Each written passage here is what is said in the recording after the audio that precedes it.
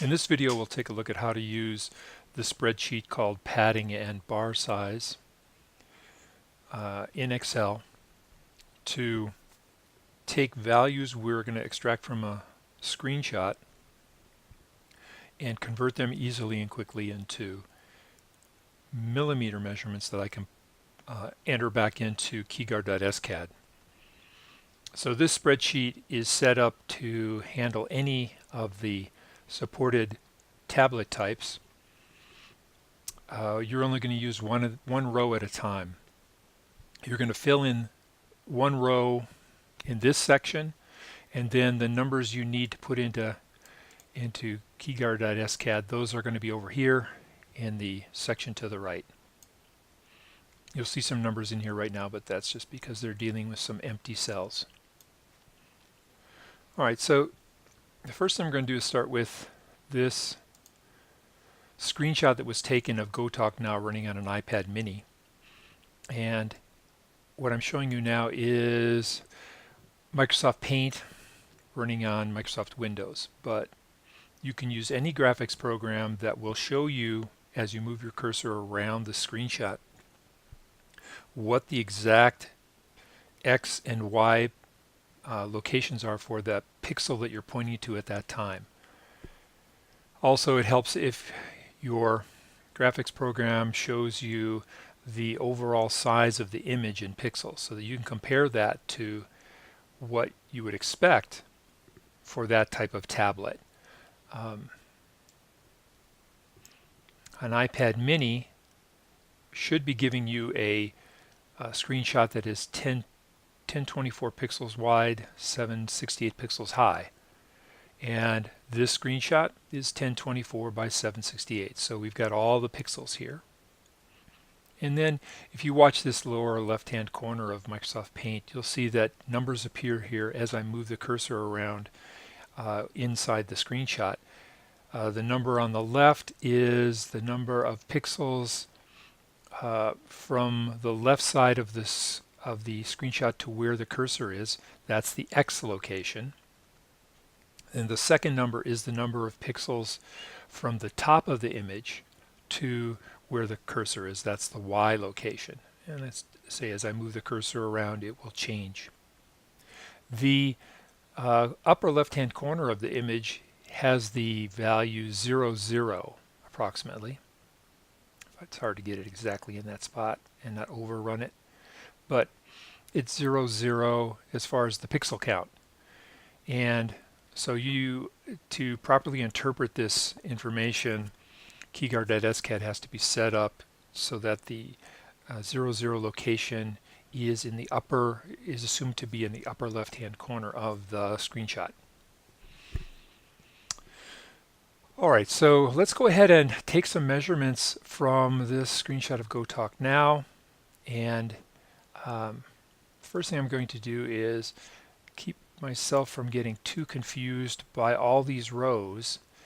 I want to focus just on this iPad mini row, and one way to do that is to just highlight that row. So whenever you're entering data into the spreadsheet, I'm only going to be entering it into this row, and the data I'm entering is going to be determined by what it says in the top of the column. So what it's telling me here is I should get the values for the value for the bottom of the status bar. And as I look at the screenshot here, there is no status bar. So I'm going to just pretend like, well, it doesn't exist. Its bottom is right here at the top. And that value is 0. If I look, I see the rightmost value in the status bar below, and the far left-hand corner is 138.0. I care about that second number because that's telling me how far I am from the top, or the height of that status bar. Well, it's 0 in height. So I'm going to enter a 0 into this column. And now I want to measure the bottom of the upper message bar. Well, just like the status bar, there is no upper message bar. So that will also be a 0.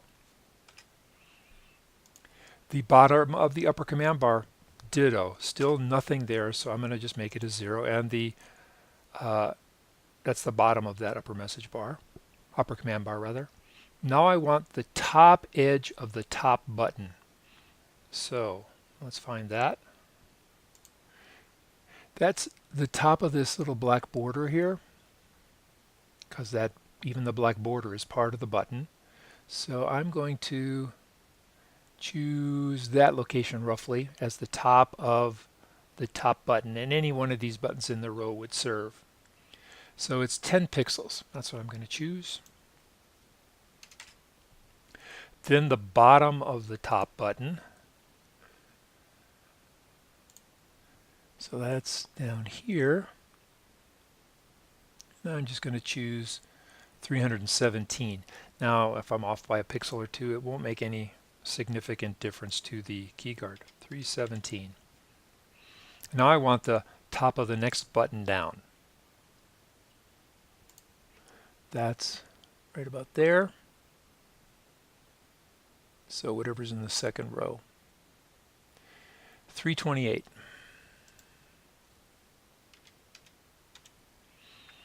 And now I want the bottom edge of the bottom button.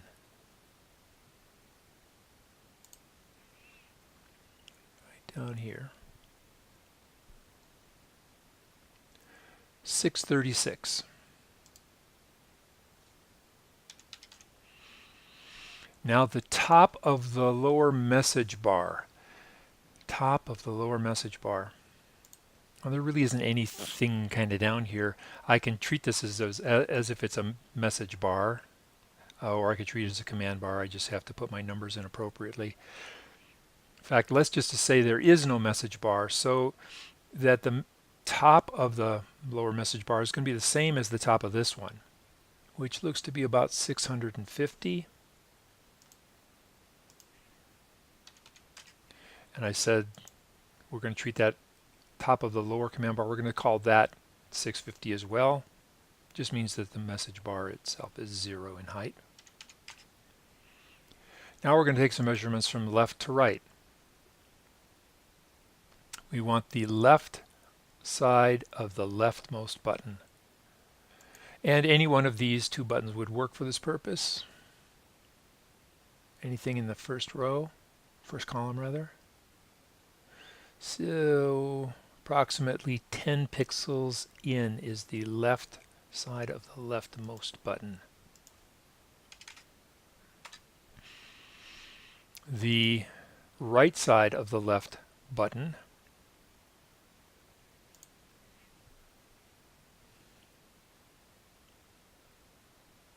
and that looks to be about 505 pixels. Then the left side of the next button to the right.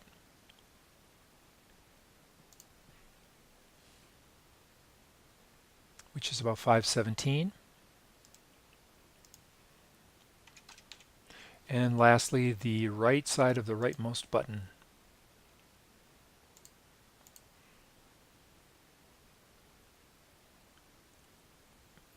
Sit still. It's about 1014.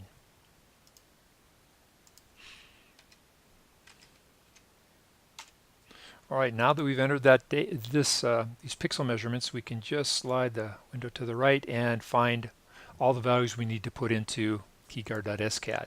Mainly we're going to set the lower command bar to 18 millimeters, and we're going to add 1 millimeter of padding all the way around to the top, bottom, left, and right. So as I bring up OpenSCAD or the keyguard.scad program over here, and we've already gone to the trouble of laying it out so that it is an iPad mini and that it's 2 rows by 2 columns. But what I want to do now is we leave all these guys 0, status bar is 0, 0, upper command bar 0, lower message bar 0, because remember that's what it said here so far in the spreadsheet. We don't really enter anything until we get to the lower command bar. So lower command bar is 18. All right, so now this grid should align perfectly with those tiles. And we can decide now whether we want to expose it or not. That doesn't much matter. but we're done with the app layout region. And really, for the grid layout, we only care about these padding values. Those are values that are especially hard to get if you're just using a ruler. It's really nice to use the screenshot for those. And if you remember, these are all ones. So we'll just put a 1, 1, 1, 1. Now 1 millimeter all the way around probably isn't going to have a huge impact on alignment, but this way it'll still fit much better. And it was a simple enough process of calculating those using the spreadsheet. All right, so in the second instance here, second example we'll go through quickly is we have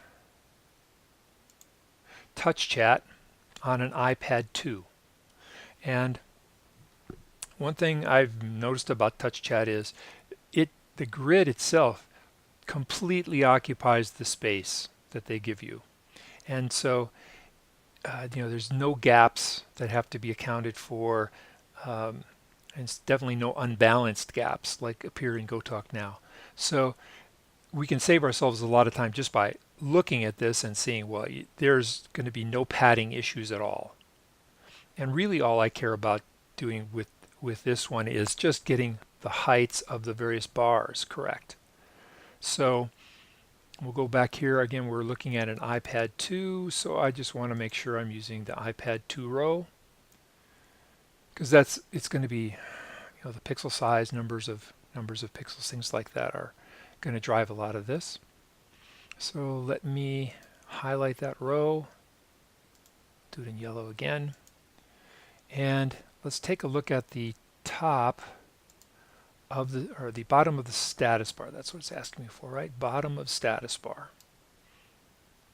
So there is no clear bottom, but you can kind of think, well, I'm going to roughly center this delete button and just say, how about that as the value? Is the second number in the status bar 18 pixels?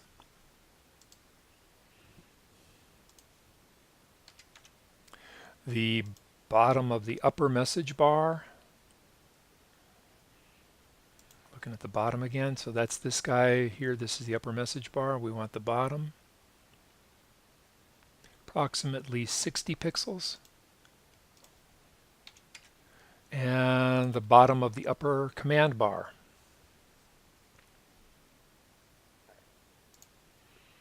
right about here,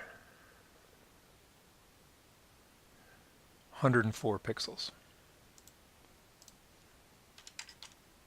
And I'm not going to bother to measure anything else because I know that those bars either don't exist, and I know they don't exist, and I know that the grid takes up the entire space, so there are never going to be any padding issues. So I'm just going to read the heights of each one of these from the spreadsheet. It looks like it's 3 millimeters, 8 millimeters, and 8 millimeters. And you can decide whether or not you want to just open up the status bar, make it part of the upper message bar. You could combine these two and just say that the upper message bar is 11 millimeters high, the status bar is 0.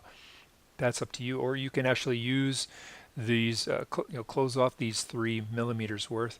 That could be valuable if you could use some extra plastic at the top of the key guard. Maybe you've got a very tight-fitting case. So 3, 8, and 8 is what I want. And we'll look at the basic layout here. Here's our basic layout for a iPad 2 with the right number of rows and columns for that Touchchat configuration. We'll slide up here, close the grid layout section, open the app layout section. And now I've already forgotten what the numbers were. It was 3, 8, and 8.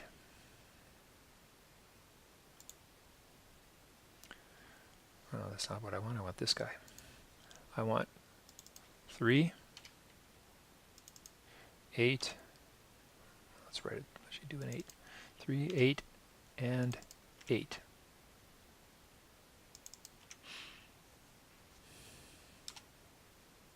So we've accounted for all of those bars at the top. We just have to decide now which ones we want to expose. All of them, none of them, or let's say just the upper message bar. And that's ready to go. All the other values here can still be set. You would decide on those for other reasons.